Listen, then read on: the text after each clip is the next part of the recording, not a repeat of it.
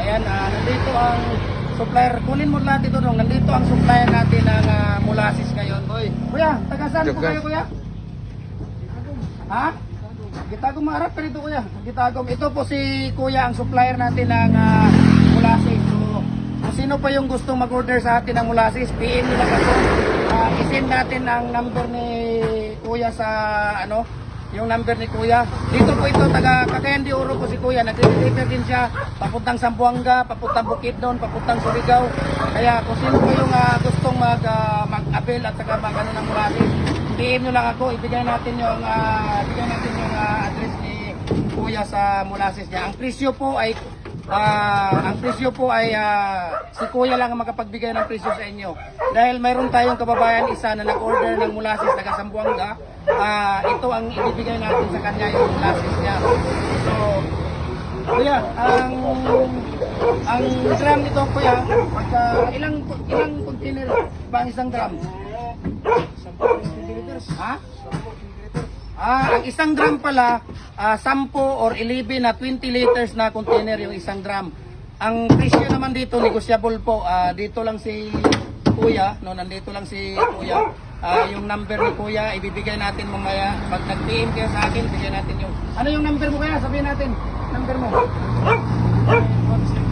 Ang number ko ni kuya, 0916 686 235.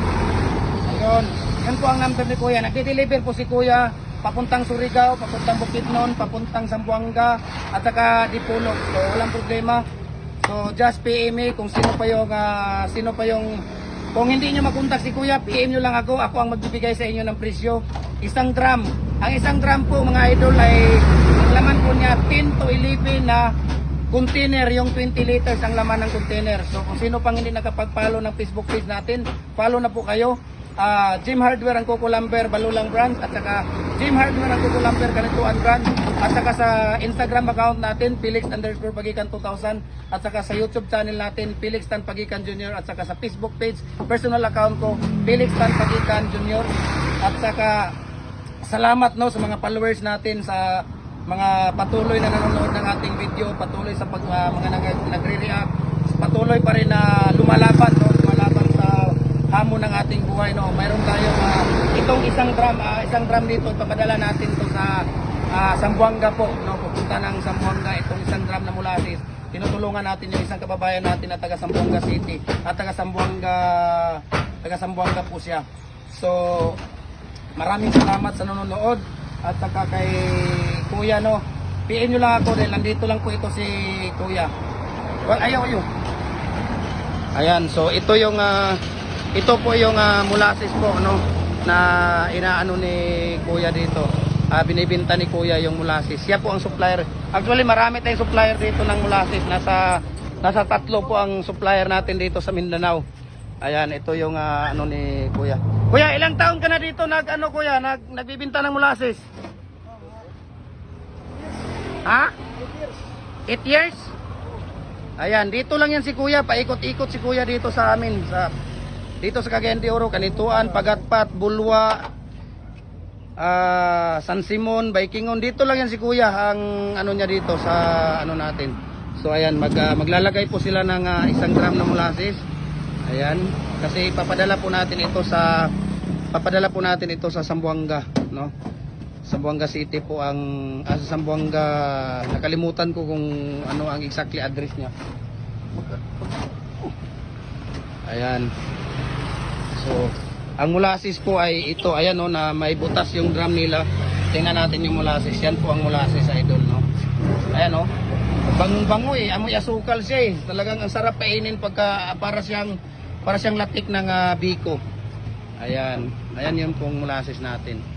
So, dito po nagbibinta po si kuya dito ng molasses.